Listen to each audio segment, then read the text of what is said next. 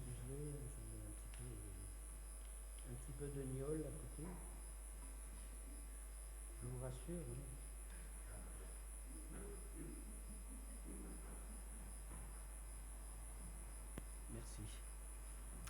Merci. Il y a quelques semaines, au mois de janvier dernier, nous avons vécu quelques églises, le CEP, nous-mêmes, nos amis et frères catholiques, un moment important de l'année qui commence l'année, la semaine universelle de prière pour l'unité. Un vaste débat que celui de l'unité. Certains y croient, certains la recherchent, d'autres ont quelquefois abandonné, se sentant un peu inutiles face à quelque chose qui nous dépasse parfois. Et en réfléchissant et en pensant à ma prédication d'aujourd'hui, le Seigneur m'a interpellé sur sa propre prière, dans le chapitre 17, une merveilleuse prière de Jésus s'adressant à Dieu son Père pour les siens de l'époque, mais aussi pour nous aujourd'hui. Et c'est un de ces passages sur lequel j'ai médité, prié, et que je vais maintenant lire, en Jean 17, versets 20 à 23. Ce n'est pas seulement pour eux que je prie, il parle là de ses disciples, mais encore pour ceux qui croiront en moi par leur parole, afin que tous soient un. On comprend de suite que ce sont tous les chrétiens, de génération en génération, et nous-mêmes aujourd'hui dans ce lieu, mais aussi partout dans notre pays et dans le monde. Il poursuit. Comme toi, Père, tu es en moi, et moi en toi, qu'eux aussi soient en un en nous, afin que le monde croie que tu m'as envoyé. Et moi, je leur ai donné la gloire que tu m'as donnée, afin qu'ils soient un comme nous sommes un. Moi en eux et toi en moi, afin qu'ils soient parfaitement un, et que le monde connaisse que tu m'as envoyé, que je les ai aimés comme tu m'as aimé. Les disciples étaient envoyés dans le monde pour annoncer à d'autres la grâce dont ils étaient bénéficiaires. Désormais, l'Évangile sera annoncé en tout lieu à des peuples divers, à des hommes de toutes conditions bien différents d'eux-mêmes. Mais en recevant la parole, ils reçoivent aussi une nature nouvelle. L'apôtre Paul dira « Nous sommes une nouvelle création, un esprit et un cœur nouveau. D'où qu'ils viennent, et quoi qu'ils aient pu être auparavant, ils ne se distingueront du reste de l'humanité que par le fait d'être tous un. Comme le Père était dans le Fils et le Fils dans le Père, nous le rappelle Jésus.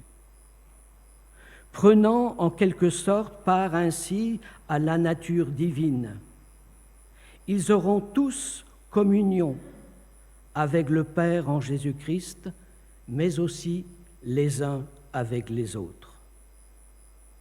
Nous recherchons souvent l'unité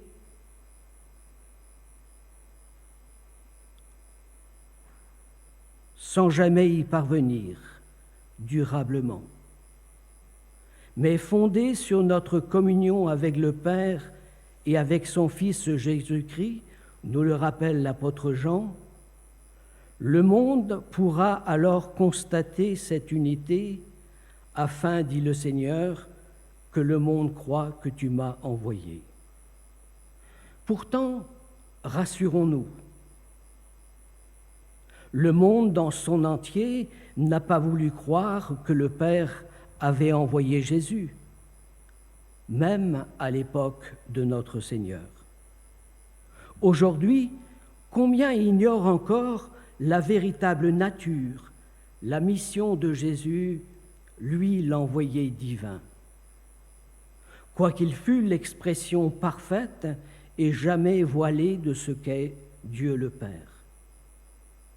Mais comme étant le résultat de son œuvre, les disciples apprennent à manifester les mêmes caractéristiques, ce qui les unit entre eux. La diversité de ce que nous sommes par la langue, la culture, parfois le mode de vie, ne doivent pas être des obstacles dans nos rencontres pour s'aimer, s'entendre, s'entretenir du Seigneur et comprendre sa parole dans le même sens. Nous possédons cette même espérance qui nous unit à la nature du Père et du Fils Jésus. Cependant, la prière de Jésus montre bien la fragilité d'une unité qui se manifeste peu. La sanctification opérée par Jésus à la croix se doit d'être entretenue et renouvelée sans cesse. Son entendement, souvent, apparaît peu. Notre vieil homme, comme le décrit l'apôtre Paul, lorsqu'il dit « Ainsi moi-même, je ne suis dans l'entendement esclave de la loi de Dieu, tandis que par ma chair, je suis encore esclave du péché. » La plupart du temps, nous montrons guère dans notre vie que ce qu'on peut voir chez tout homme.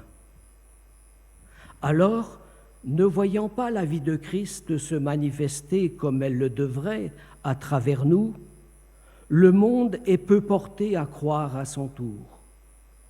Mais la prière du Seigneur est toujours d'une même fidélité à notre égard, devant son Père, toujours fidèle, lui aussi, pour y répondre. Il le fait par l'action du Saint-Esprit et de sa parole. Si nous la laissons opérer en nous, elle séparera peut-être jointure et moelle, mais surtout, elle nous permettra de montrer au monde quelque chose de cette unité, qu'il croit ou non, car sa parole ne retourne jamais à lui sans effet. Alors, il nous faut retrouver l'impact produit sur le monde au commencement.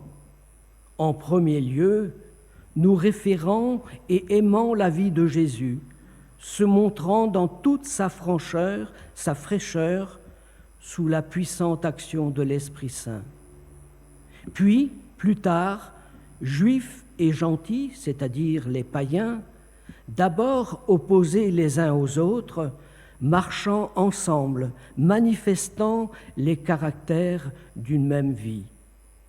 Un objectif commun, nous encourageant, eux dont il était dit sans nostalgie qu'ils étaient d'un même cœur et d'une même âme.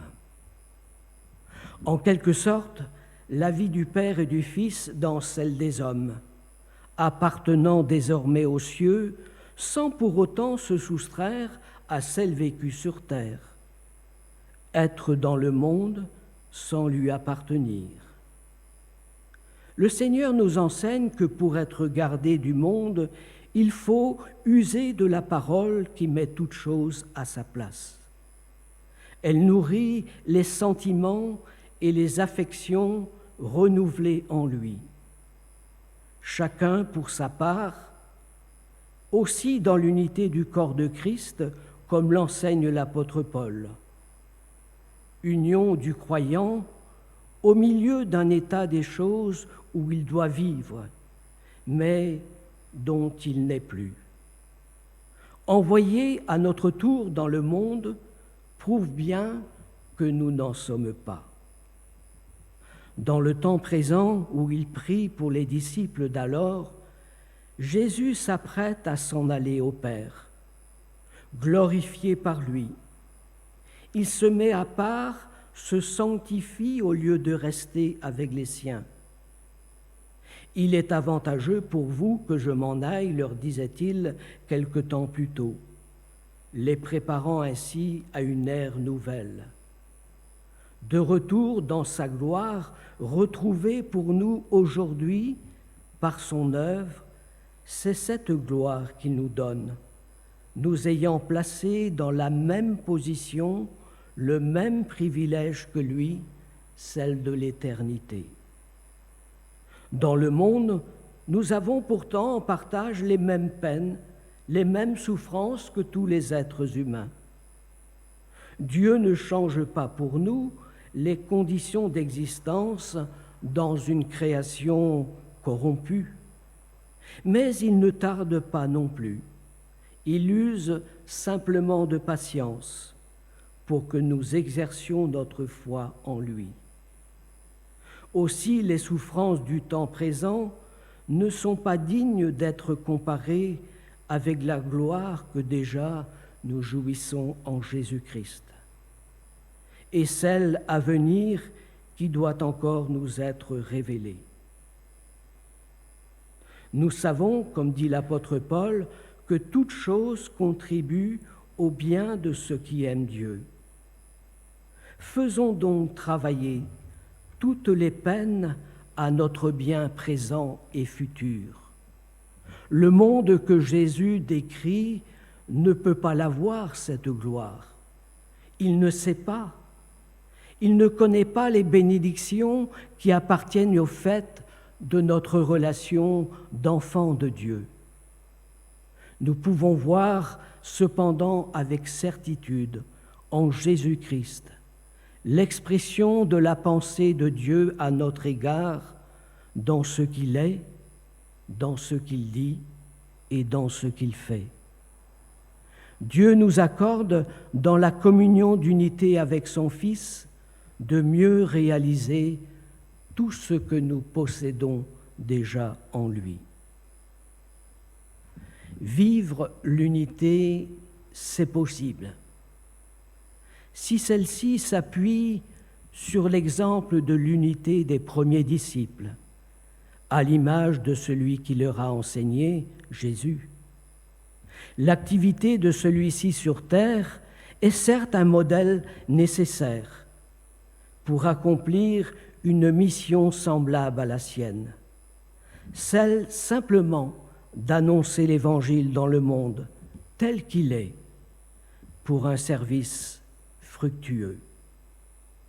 L'unité, c'est aussi la communion des croyants, c'est-à-dire de tous ceux qui ont été amenés à la connaissance du Père par les apôtres, mais aussi par tous ceux qui nous ont précédés. Communion dans une même vie, nécessité pour cela d'être vue par le monde, afin que celui-ci puisse croire à sa provenance, celle de Jésus-Christ. Enfin, l'unité de gloire. Au commencement, Dieu, dans sa création et pour sa création, a manifesté sa gloire et a voulu la partager avec l'homme. Il a fallu que Jésus quitte sa gloire naturelle pour qu'il donne à nouveau sa gloire par l'offrande de sa vie pour nous. Ainsi, l'unité, gloire de Dieu en Jésus, se retrouve aujourd'hui dans celle que l'Église confesse et dans celle qu'elle est en droit de réaliser pleinement, encore une fois, celle de l'éternité.